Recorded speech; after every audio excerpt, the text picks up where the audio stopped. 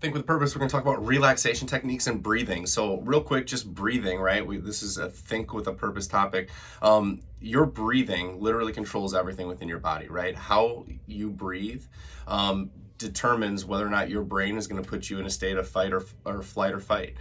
Determines how relaxed you are, how calm you are, how focused you are. How you breathe literally auto-regulates the entire system. So simple stuff, right? Like when we're stretching, when we're doing that pillar prep, if you're not breathing efficiently and slowly, you will not gain an inch of mobility. You won't gain a millimeter of mobility. Your breathing is what's telling you. When I do a big exhale, that breathing is what's telling your body that this is safe, this is okay, this is a new range of motion that is not scary. I would like to keep that range of motion, right? When you're doing your weight room exercises and you're lifting, if you're holding your breath doing heavy lifting, right, your brain is pretty smart and says, hey, if we do this exercise, Johnny holds his breath.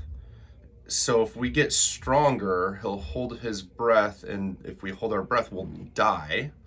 So we don't want to do that. We don't want to get stronger. We would not like that range of motion because, again, he's holding his breath during that. That's not an efficient way for our body to perform. So let's not remember that movement. Let's not remember that range of motion. Let's not let that adapt or carry over. So your breathing, guys, is what gets all of this to stick. It's what hits save on all of these different movements that we do. So that's why breathing is super, super important. How does that help with relaxation, right? Your breathing is the easiest psychological system to control, right? Your breathing helps put you in a state of relaxation. Now, we're not talking about in the middle of the game, just going into a deep meditative state, right? But we can use our breathing to almost key other outcomes that we would like. So, a super simple one, right? Like progressive relaxation. So if you watch professional athletes when they're shooting free throws, right? A very easy example, professional athletes when they're about to serve volleyball, you'll see a lot of them do this quick little thing right here, right? We'll see what they've done. This is called progressive relaxation. Or even just like a quick body scan is another way it's sometimes referenced, is they've practiced hundreds of thousands of times using that breath and that little shoulder drop to key their brain to focus in on the present, right? To key their brain on forgetting about everything, to key their brain on relaxing everything, right? Again, thousands of reps doing it, but you'll see them do it, and as soon as they do that exhale, all they can see is the rim. They can't hear anything. All they see is the rim. All they see is the volleyball. They can't hear anything. They've forgotten about the last play. They don't even know what the next play is. All they can see is the present situation at hand. The second they do this, because they've trained their body that when that happens, that's a habit now, and this is just what we do. We just focus, right? So this relaxation technique stuff can be huge, guys. Huge, huge, huge, huge, huge. So ways to do it, right? Progressive relaxation, so we're going to contract specific muscle groups, identify tension, and release it. Practice allows you to automatically, unconsciously, and effortlessly identify and relax tension. So ideally, when you're in the game, your hamstrings start feeling tight, your muscles start feeling tight, you could just, boom, breathe it out of your hamstrings, breathe it out of your arms. This can literally happen. Like, you can get this good at it that you can do that. But how to do it is we gotta practice. So you would start with just tensing one muscle group at a time. So maybe I'll start with my biceps. I'm gonna tense, I'm gonna take a big breath in, and as I breathe out, I'm gonna relax.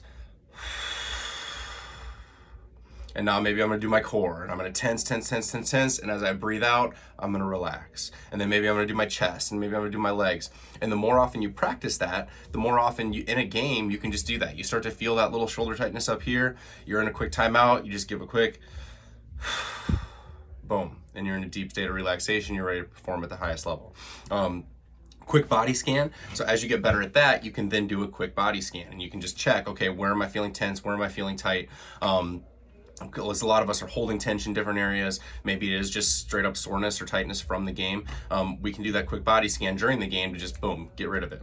Other ways to work on this, other places we can work on this, just taking deep breaths, right? There's a ton of research on just taking deep, full breaths, right? We don't do it very often, and we need to, because when we do that, that actually resets a whole bunch of really fancy science stuff within our body, within our brain, within our nervous system. That's incredibly beneficial for high performance and just life. So when I'm saying deep breaths, I'm saying like that uncomfy level of deep breath. Most of you have never taken a full deep breath in your life. So I'm talking when you're fully breathing in. That still wasn't even a deep breath, because I can get more.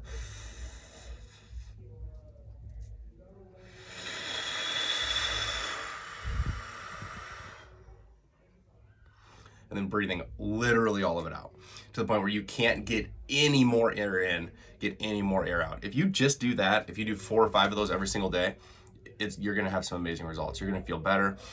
Doing stuff like that before tests, before homework, before games, in timeouts, those things can be huge, but only if you practice them. You can't just all of a sudden start doing it and expect it to work, right?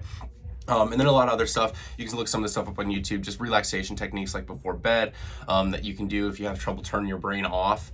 We're trying to get good quality sleep, right? So you can do different breathing. There's a million of them out there where maybe you breathe in for 4 seconds, you hold for 4 seconds, and then you breathe out for 4 seconds. Some people do that for like 8 seconds at a time. Whatever that is you're counting in, you're breathing in for 5 seconds, you're visualizing the number 5, you're breathing out for 5 seconds, and you do it for 4, and then for 3. A lot of these are relaxation techniques that you can work on as well, but if you take anything away from this, guys, your breathing is what's going to trigger your body. It's going to trigger your brain to either learn something new or to revert to a habit that it's practiced before. Again, if I practice that exhale with the shoulder drop, and I practice that every single time I do that, I'm focused on the task at hand. I don't hear anything else. I don't see anything else. This also ties in with the visualization that we talk about. If I practice that, we can do that in a game, and you cannot tell me that that will not be beneficial. So relaxation techniques and breathing, think with a purpose, be relentless.